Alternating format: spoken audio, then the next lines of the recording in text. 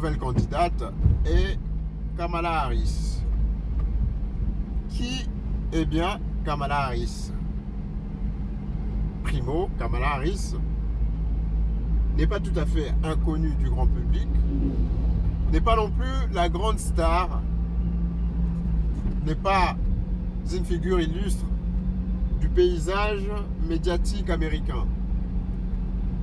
Kamala Harris est certes vice-présidente, mais les gens la méconnaissent un peu.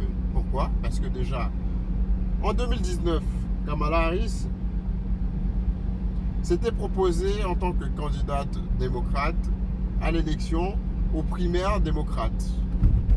Hélas, notre chère Harris a reçu 0 vote au sein de son parti pour représenter le Parti démocrate aux élections présidentielles. Donc, au tout premier rang, Kamala Harris s'est déjà pris une petite, comment dire, désillusion par rapport à son ambition. Mais antérieurement à cela, Kamala Harris était dans le système juridique. Elle était, je pense, juge. Et elle avait quand même une petite réputation, surtout au sein des personnes de couleur et des latinos. Pourquoi? Parce que Kamala Harris avait, je pense, décidé de faire la guerre contre la drogue.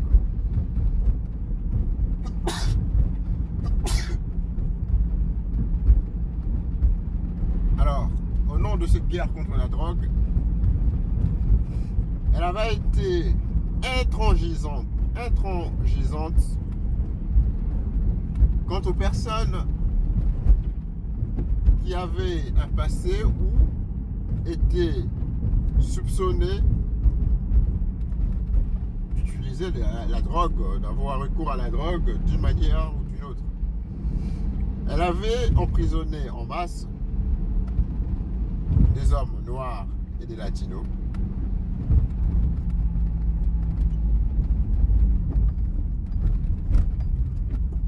Pour avoir été accusé, même faussement, de fumer la moquette. Et ça a d'ailleurs été un des points pourquoi elle a été disqualifiée, parce que aux primaires démocrates, elle a eu à rencontrer une autre femme qui voulait se présenter en candidate, Tulsi Gabbard. Et je vous assure, Tulsi Gabbard, on a fait une bouchée. Tulsi Gabbard l'a complètement dépecelé, dépecé. Et elle n'avait par conséquent plus la moindre chance, ou le moindre espoir, après avoir fait les frais de l'argumentation ou du réquisitoire de notre chère Tulsi. Et donc, elle avait déjà un passé dans le paysage, dans le domaine juridique. Et donc, Kamala Harris, vice-présidente, remplace Joe Biden à mi-campagne. C'est elle qui désormais va devoir se farcir notre cher Donald Trump. D'accord? Kamala Harris va devoir se faire du Trump. Elle est entrée en campagne. Elle commence à courir à mi-chemin. Elle n'a pas autant de temps qu'a eu Donald Trump, qui avait déjà commencé sa campagne il y a à peu près 8 mois. Et donc, elle a intérêt à travailler d'arrache-pied. Elle a intérêt à condenser ses efforts. Elle a intérêt à mettre les bouchées doubles. Elle est forcée, elle est contrainte à marner comme un robot. Dans ces situations-là, pour déjà se faire connaître à son électorat, un candidat normalement, est appelé à multiplier les interviews, à multiplier les entrevues, des points de presse, à être presque omniprésente dans le paysage médiatique. Sauf que notre cher Harris a été totalement fantomasque. En revanche, tous les médias ont fait le sale boulot à sa place. Les médias ont couru le bruit le plus flatteur à propos de Kamala Harris. Les médias ont surperformé ou superperformé.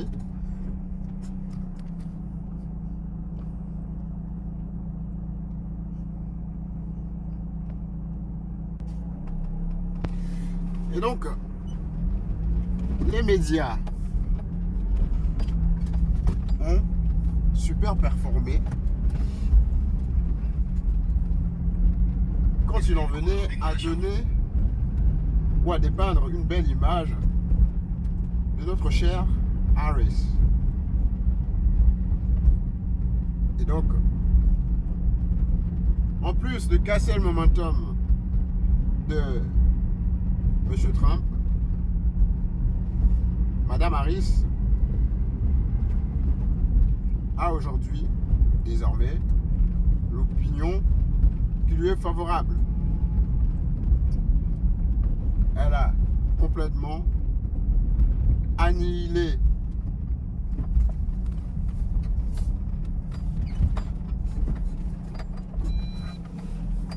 le temps fort que tenait Trump pour continuer sa course. Bien.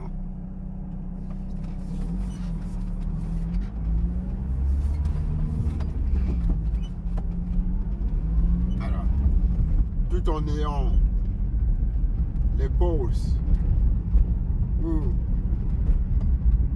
une opinion meilleure que celle de Trump pendant un bon moment, il fallait absolument qu'elle puisse se produire auprès de son électorat, parce qu'on a entendu grand bien d'elle, mais jusqu'à là, on n'a pas encore fait connaissance avec la candidate.